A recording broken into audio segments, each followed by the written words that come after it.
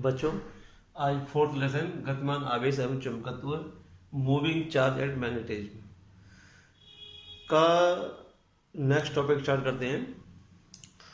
इससे पहले हम इस चैप्टर में चुंबक क्या होता है, चुंबक की प्रॉपर्टीज यानी गुण क्या होते हैं उसके, चुंबकीय बल रेखाएं, चुंबकीय बल रेखाओं की प्रॉपर्टीज, ये सब बता चुके हैं।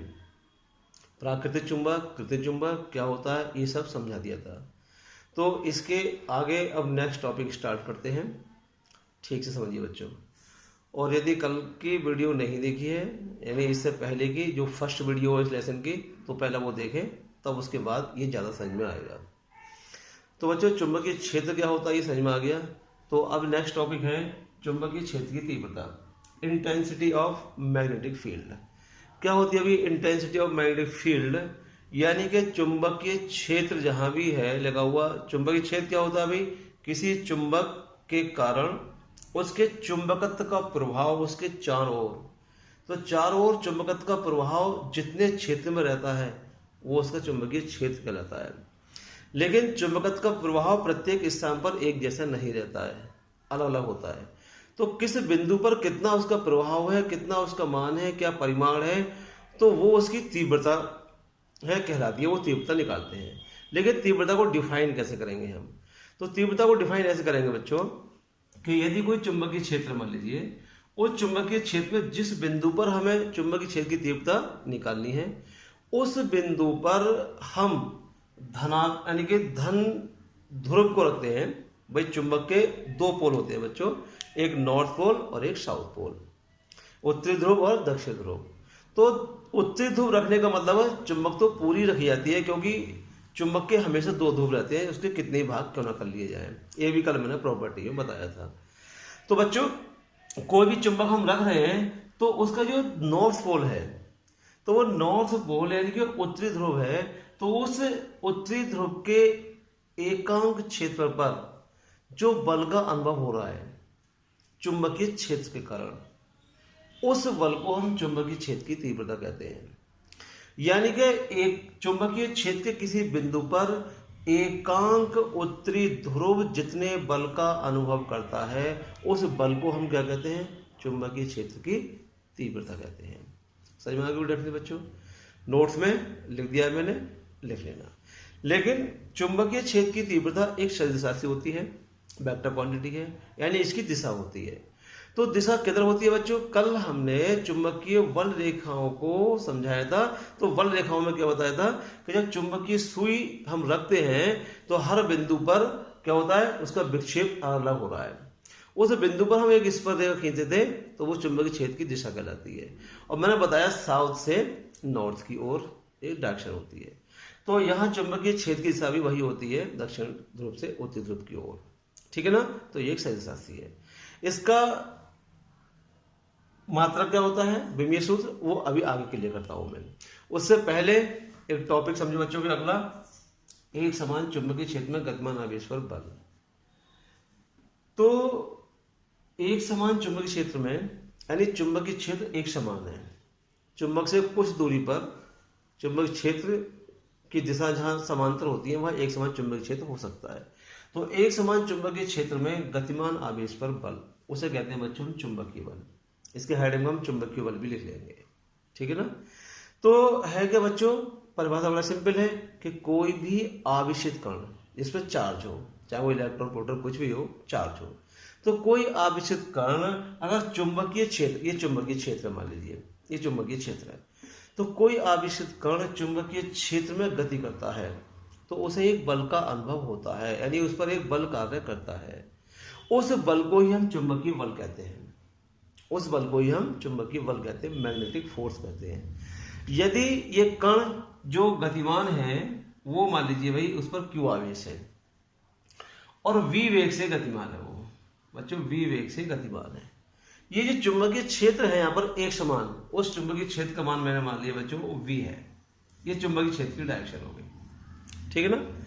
तो ये प्रैक्टिकली देखा गया है कि किसी भी आवेशित कण पर जो गतिमान होता है चुंबकीय क्षेत्र में, उस पर बल लगता है, वो बल का परिमाण कितना है उसके वो किन किन बातों पर निर्भर करता है।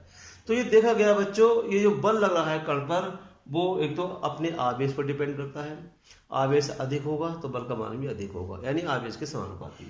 चुंबकीय क्षेत्र पर निर्भर करता है, चुंबकीय क्षेत्र अधिक होगा तो बल भी अधिक होगा, यानी कि इसके भी समानुपाती। और जिस वेग से वो जा रहा है उस वेग के भी समानुपाती होता है, उसके भी डायरेक्टली प्रोपोर्शनल होता है। यानी वेग बढ़ेगा तो फोर्स का मान भी बढ़ जाएगा, चुंबकीय बल का मान भी बढ़ जाएगा। एक चीज और है जिस पर ये डिपेंड करता है, क्या कि दिशा पर। दिशा किसकी? जिधर कण चल रहा है, जिधर कण चल रहा है v वेग से, और चुंबकीय क्षेत्र की जो दिशा है, तो चुंबकीय क्षेत्र और कण की दिशा के बीच जो कोण बनता है उस कोण के साइन के मान के भी समानुपाती होता है। तो इसे हम डायरेक्ट लिखेंगे फार्मूले के लिए, क्योंकि इन जिन चीजों पर निर्भर करता है तो डायरेक्ट समानुपाती। समानुपाती हटाते हैं कोई कांस्टेंट, तो डायरेक्ट फार्मूला बन जाएगा। उस कांस्टेंट का मान भी हम ऐसा ही पद्धति में बन लेते हैं बच्चों। तो ये हो जाएगा कि यदि कोई आवेशित कण जिस पर आवेश क्यू है v वेग से गतिमान है चुंबकीय क्षेत्र के साथ थीटा एंगल पर, मान लीजिए ये थीटा एंगल है, थीटा एंगल पर है, मूव कर रहा है, गतिमान है, चुंबकीय क्षेत्र का मान b है, तब इस कण पर चुंबकीय क्षेत्र के कारण लगने वाला बल कितना होगा बच्चों? वही F equal to q v sine theta, ये बच्चों लगने वाला बल आएगा। ठीक ना? ये फार्मूला याद रखना, बहुत ही इंपॉर्टेंट फार्मूला है, आगे बहुत काम में आएगा ये। अब बच्चों इस फार्मूले से कुछ निष्कर्ष निकालते हैं कि चुंबकीय क्षेत्र का मान भी शून्य कब हो सकता है और अधिकतम कब हो सकता है। तो बच्चों देखिए नोट में फर्स्ट में दे रहा हूं, यदि जो आवेशित कण है वो चुंबकीय क्षेत्र में जो चल रहा है, गतिमान है, उसके चलने की दिशा चुंबकीय क्षेत्र की ही दिशा में हो, तो चुंबकीय क्षेत्र की दिशा में है तो बच्चों जो चुंबकीय क्षेत्र की दिशा वही कण के चलने की दिशा, और दोनों की दिशा अगर सेम होगी तो दोनों के बीच कोण कितना हो जाएगा? जीरो। जब सेम डायरेक्शन होगी तो कोण कितना होगा? जीरो। यानी कि एक ही दिशा में गतिमान है, अर्थात थीटा इक्वल टू जीरो। तब इस कण पर लगने वाला चुंबकीय बल, तब बल कितना हो जाएगा बच्चों? भी F equal to theta zero लगा दीजिए, क्यू वी साइन जीरो। और बच्चों साइन जीरो की वैल्यू जीरो, अर्थात पूरी वैल्यू जीरो। तो यहां तो भाई न्यूनतम फोर्स यानी बिल्कुल नहीं लगेगा। कब? जबकि डायरेक्शन वही हो जो कि चुंबकीय क्षेत्र की है, कण उसी दिशा में चले। यदि कण चुंबकीय क्षेत्र के लंबवत चले तो बच्चों लंबवत का मतलब क्या होगा भाई? चुंबक क्षेत्र लगा हुआ है और कण मान लीजिए वो ऊपर की ओर चला दो, ऐसे मान लीजिए कण की डायरेक्शन और ये चुंबकीय क्षेत्र की डायरेक्शन, तो कोण कितना हो जाएगा? 90। लंबवत दिशा है 90, यानी कण के चलने की दिशा और चुंबकीय क्षेत्र के बीच कोण थीटा, अर्थात कितना हो जाएगा भाई? 90। तो थीटा इक्वल टू 90 डिग्री। तब क्या हो जाएगा बच्चों? तो फोर्स कितना हो जाएगा भाई? फिर लगा दो formula, F equal to q v sine 90, sine और साइन 90 की वैल्यू 1, तो F इक्वल टू ये आएगा बच्चों भाई क्यू वी, यानी ये मैक्सिमम फोर्स होगा, ये अधिकतम बल होगा इतना, क्यू वी। कब? जब बल यानी चुंबकीय क्षेत्र की दिशा और कण के चलने की दिशा दोनों लंबवत हो। ठीक है ना? एक स्थिति में और भी शून्य हो सकता है कि यदि कण रुका हुआ है, ब्राह्म की पोजीशन में है, जब ब्राह्म की पोजीशन में है तो वेग कितना होगा? तो v इक्वल टू जीरो, ये जीरो तब भी फोर्स जीरो हो जाएगा। ठीक है नहीं? तो ये formula v q v sine theta. Notes में एक चीज और मैं यही बताता हूं, बल्कि बच्चों ये क्यू वी साइन थीटा हमने फर्स्ट ईयर में वेक्टर वाले चैप्टर में पढ़ाया था भाई, वेक्टर। तो वेक्टर का प्रोडक्ट यानी कि वेक्टर प्रोडक्ट दो प्रकार का होता है, अदिश गुणन, सदिश गुणन, डॉट प्रोडक्ट, क्रॉस प्रोडक्ट। तो क्रॉस प्रोडक्ट का फार्मूला बताया था हमने भाई कि अगर दो वेक्टर हैं बच्चों ए और बी, तो एक ए वेक्टर और बी वेक्टर, और दोनों का क्रॉस प्रोडक्ट, क्रॉस प्रोडक्ट को हम वेक्टर गुणन भी कहते हैं, सदिश गुणन भी कहते हैं। और इसका फार्मूला बताया था A B sine theta into n cap, A B sine theta into n cap, A B sine theta ये लिख रहा है, यहाँ लिख रहा हूँ मैं, A vector cross B vector is equal to A B sine theta into n cap. ठीक है बच्चों? यहाँ एन एकांक सदिश है, इकाई सदिश है जिसका परिमाण एक होता है और जो कि दिशा को रिप्रेजेंट करता है। बच्चों इसका अगर मॉड लेंगे, परिमाण लेंगे, तो देखो ए क्रॉस बी ए क्रॉस बी, इसका मॉड, मॉड का मतलब इसका परिमाण लेंगे। तो ये तो बच्चों की अदिश राशि, यानी कि ये परिमाण है, ए वेक्टर का परिमाण ए, बी वेक्टर का परिमाण बी। साइन थीटा ए और बी के बीच का कोण है, यहाँ पर ये दिशा है। परिमाण लेंगे बच्चों तो ये एकांक सदिश का परिमाण 1 होता है, तो ये n का हट जाएगा, अर्थात ये हो जाएगा ए बी साइन थीटा। तो यहाँ पर जो फॉर्मूला है ये चुंबकीय बल, ये चुंबकीय बल का ये परिमाण है, यहाँ अभी दिशा को इंगित नहीं कर रहा है, ये परिमाण है पूरा यहाँ पर, ठीक है ना। अब मैं बताऊँ इसकी दिशा किधर है बच्चों। तो देखिए भाई, इसको हम ऐसा भी लिख सकते हैं इसके फार्मूले को वेक्टर रूप में, इसका वेक्टर रूप बच्चों ये बन जाएगा वेक्टर रूप, एफ वेक्टर इक्वल टू, यहाँ हम ए बी साइन थीटा को परिमाण में, ये मॉड का मतलब परिमाण हो गया, क्या लिखते हैं ए वेक्टर क्रॉस बी वेक्टर। तो देखो यहाँ हम लिखेंगे बच्चों ये वी बी साइन, क्यों अदिश राशि है, आवेश अदिश राशि होती है, तो क्यू तो बच्चों ऐसे लिख दिया जाएगा। वी वेग सदिश राशि है, चुंबकीय क्षेत्र की तीव्रता भी सदिश राशि है, तो जो सदिश है उनको हम वेक्टर लगाकर लिख सकते हैं, ए बी साइन थीटा, अगर यहाँ लिख दूं मैं v b, v into b sine theta, तो हम वी क्रॉस बी लिख देंगे यहाँ पर, यानी कि देखो बच्चों ऐसे वी क्रॉस बी। बात क्लियर होगी बच्चों, ये इसका वेक्टर स्वरूप हो गया, ठीक है। नहीं नोट्स में मैंने बता दिया है, पूरा समझा दिया, दे रखा है उसमें बच्चों। इसके बाद एक नेक्स्ट टॉपिक आता है लॉरेंज बल। लॉरेंज बल क्या होता है इसके बारे में बताते हैं। लॉरेंज बल देखिए, ये तो बता दिया जाए भी, लॉरेंज बल देखो बच्चों,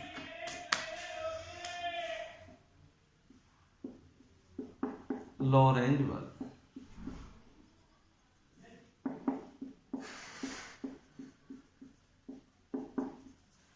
लॉरेंज फोर्स बच्चों, लॉरेंज फोर्स क्या होता है देखो, बड़ा सिंपल है। तो लॉरेंज फोर्स किसी एक बिंदु पर, किसी भी एक बिंदु पर, कहीं भी किसी स्थान पर, बिंदु का कहीं भी किसी स्थान पर बच्चों, जहां वैद्युत क्षेत्र भी हो और चुंबकीय क्षेत्र भी हो, यानी कि दोनों क्षेत्र एक ही स्थान पर कार्य कर रहे हो, वैद्युत क्षेत्र और चुंबकीय क्षेत्र, ठीक है नहीं। तो जब वैद्युत क्षेत्र चुंबकीय क्षेत्र एक ही समय दोनों कार्य कर रहे हो, तो उस स्थान पर जहां वैद्युत चुंबकीय क्षेत्र दोनों लगे हुए हैं, उस स्थान से अगर कोई आवेशित कण गुजरे वहां से, यानी उस क्षेत्र में जहां दोनों वैद्युत और चुंबकीय क्षेत्र दोनों कार्य कर रहे हैं, दोनों लगे हुए हैं, दोनों उपस्थित हैं, वहां से कोई आवेशित कण गतिमान हो, आवेशित कण वहां से गुजरे, तब उस पर लगने वाले बल को, जो दोनों का परिणामी बल होगा, वैद्युत क्षेत्र कारण वैद्युत बल, चुंबकीय क्षेत्र कारण चुंबकीय बल, जो दोनों का परिणामी बल होगा उसे हम कहते हैं लॉरेंज बल। बात समझ आ गई बच्चों। कोई भी आवेशित कण वैद्युत और चुंबकीय क्षेत्र से गुजरने पर, जो कि एक ही स्थान पर लगे हुए हैं, ठीक है ना, जो बल लगता है उस कण पर, उस बल को हम लॉरेंज बल कहते हैं। डब्ल्यू समझ में आ गई। एक ही स्थान पर वैद्युत और चुंबकीय, यानी वैद्युत क्षेत्र और चुंबकीय क्षेत्र लगे हो, तब उस क्षेत्र से कोई भी आवेशित कण गुजरने पर जो उस पर बल कार्य करता है उसे हम लॉरेंज बल कहते हैं, ठीक है बच्चों।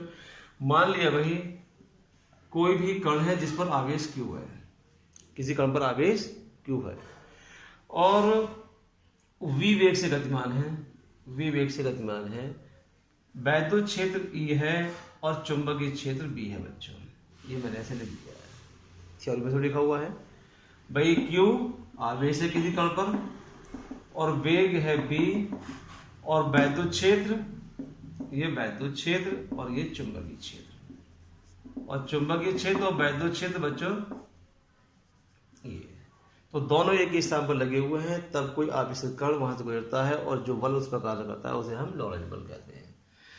तो जब एक आवेशित कण जिस पर Q आवेश है, v वेग से गतिमान है और दोनों वैद्युत और चुंबकीय क्षेत्र लगे हुए हैं, तो बच्चों हम उस समय वैद्युत क्षेत्र के कारण जो बल लगेगा वो वैद्युत बल निकालते हैं और चुंबकीय क्षेत्र के कारण जो बल लगेगा वो चुंबकीय बल निकालते हैं। तो जब वो गतिमान है वैद्युत चुंबकीय क्षेत्र से, तब लगने वाला वैद्युत बल, कण पर लगने वाला वैद्युत बल, तो वही वैद्युत बल कितना होगा, इलेक्ट्रिक फोर्स, Fe लिख दिया मैंने पहचान के लिए, इलेक्ट्रिक फोर्स, क्या होता है बच्चों भाई, फर्स्ट लेसन में समझाया गया है इलेक्ट्रिक फोर्स क्यू ई, यानी जो आवेशित कण पर उसका आवेश और जिस वैद्युत क्षेत्र में गतिमान है वो उसका परिमाण क्यू ई। यदि बच्चों इसे हम वेक्टर स्वरूप में लिखें तो देखो वेक्टर रूप इसका ही बन जाएगा। क्यू अदिश राशि है, ऐसे ही रहेगा, और वैद्युत क्षेत्र की तीव्रता सदिश राशि है, तो भैया वेक्टर लगा दीजिए। ये वैद्युत बल, ये हो गया सदिश बल, ठीक है नहीं। अब अगर वही आवेशित कण, क्योंकि दोनों क्षेत्र लगे हुए हैं वैद्युत चुंबकीय क्षेत्र, तो हमने अब तो ये भी पढ़ लिया, कोई भी आवेशित कण चुंबकीय क्षेत्र में गतिमान होता है तो उस पर एक बल कार्य करता है जिसे हम चुंबकीय बल कहते हैं, वो चुंबकीय क्षेत्र कारण। तो बच्चों कण पर लगने वाला चुंबकीय बल, तो देखो ये चुंबकीय बल, मैग्नेटिक फोर्स, तो मैंने भी मैग्नेटिक फोर्स को Fm लिख दिया है, Fm मैग्नेटिक फोर्स चुंबकीय बल। तो बच्चों भाई इस बल का मान भी अभी आया था, अभी बताया था, q v v sine theta. तो देखो ये क्यू वी साइन थीटा, ठीक है बच्चों। अगर इसका भी मैंने वेक्टर रूप बताया था अभी, तो इसको वेक्टर रूप में कैसे लिखेंगे बच्चों भाई, यह Fm वेक्टर लगा दीजिए, क्यू अदिश राशि है, ऐसे ही रहेगा, वी साइन थीटा, ये दो वेक्टरों का सदिश गुणन है। तो दो वेक्टरों के सदिश गुणन का ये परिमाण है, तो मैं परिमाण को हम वेक्टर, उससे वेक्टर रूप में कैसे लिखेंगे, वी साइन थीटा। अभी बताया था ऊपर अभी मैंने कि A cross B is equal to A B sine theta into n cap. परिमाण लेते हैं तो वो एन कैप का एक हो जाएगा, ठीक है ना। तो ये परिमाण है वी साइन थीटा, ठीक है ना। तो वेक्टर स्वरूप इसका ए क्रॉस बी वहां पड़ता है, तो यहाँ हो जाएगा बी क्रॉस बी बच्चों, b cross B vector cross B vector, ये इसका वेक्टर स्वरूप हो गया। बच्चों सदिश बल कितने भी लगे हों किसी एक कण पर, उनका परिणामी बल बहुत ही आसान, किसी बिंदु पर जितने फोर्स लगे हों लेकिन वो सदिश रूप में है, तब उनका परिणामी बल सभी बलों का सदिश योग ही परिणामी बल कहलाता है। बात क्लियर हो रही है। किसी बिंदु पर कितने भी बल लगे हों उनका सदिश योग ही परिणामी बल कहलाता है। तो अब मैं कहूंगा भाई जो परिणामी बल है वैद्युत क्षेत्र और चुंबकीय क्षेत्र के कारण जो बल लगे हैं, इन दोनों के परिणामी को ही क्या कहते हैं हम, लॉरेंज बल। तो लॉरेंज बल यानी कि वैद्युत और चुंबकीय क्षेत्र के कारण लगने वाला उस आवेशित कण पर परिणामी बल, अर्थात लॉरेंज बल कितना हो जाएगा बच्चों, लॉरेंज बल। तो मैंने बताया अभी वेक्टर रूप में पढ़ाई थी कि दोनों का सदिश योग, तो भाई परिणामी बल को मैंने एफ वेक्टर लिखा है, ठीक है ना, इक्वल टू क्या हो जाएगा भाई, एफ इक्वल टू यानी कि f e electric force plus f m magnetic force. बच्चों वैद्युत बल और चुंबकीय बल का सदिश योग लॉरेंज बल कहलाएगा। इनकी वैल्यू पुट कर दीजिए इक्वेशन फर्स्ट एंड सेकंड से। तो एफ ई की वैल्यू है क्यू ई और एफ एम सेकेंड की value f m second equation से क्यू और वी क्रॉस बी, ठीक है ना बच्चे। बस क्यू है तो कॉमन ले लीजिए, तो क्यू कॉमन, यहाँ क्यू कॉमन ले लो और यहां से बचेगा बच्चों देखो ये e plus v cross b, ठीक है बच्चों भाई, बी क्रॉस बी, ठीक है। ये जाएगा q e vector plus b cross b. तो बच्चों ये हो गया परिणामी बल, तो ये लॉरेंज बल हो गया। तो बच्चों आज के लिए इतना ही और नेक्स्ट टॉपिक कल स्टार्ट करते हैं। Okay, thank you.